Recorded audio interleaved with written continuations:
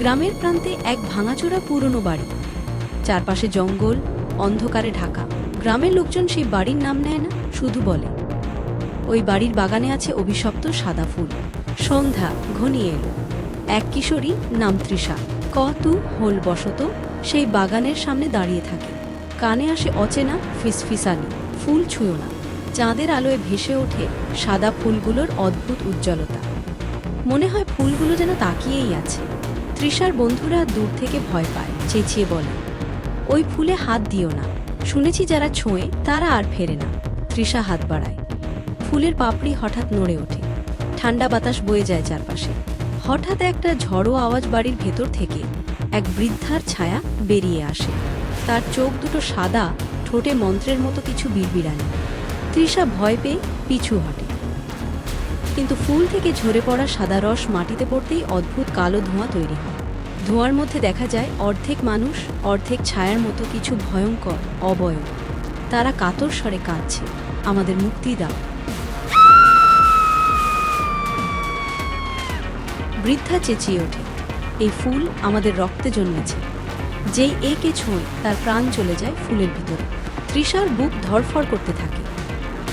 ফুলের পাপড়ি যেন তার দিকে হাত বাড়িয়ে রাখে, এসো এসো। তৃষার মনে হয় ফুলের ভেতর থেকে তার মায়ের কণ্ঠস্বর ভেসে আসছে। সে বিভ্রান্ত হয়। বন্ধুরা জোরে ডাকতে থাকে, ওই তৃষা পালা, নইলে তুইও আটকে যাবি। কিন্তু ফুল হঠাৎ এক ঝলক আলো ছড়িয়ে তৃষাকে টেনে নেয়। চারপাশ অন্ধকার হয়ে যায়। তৃষা চোখ খুলে দেখে সে এখন এক অচেনা ঘরে। চারদিকে শুকনো ফুল আর হাড়ের স্তূপ। সেখানে আটকে আছে অসংখ্য মানুষের আত্মা। একজন আত্মা কাঁদতে কাঁদতে বলে, আমরা সবাই সাদা ফুলে স্পর্শ করেছি, এখন কোনো পথ নেই।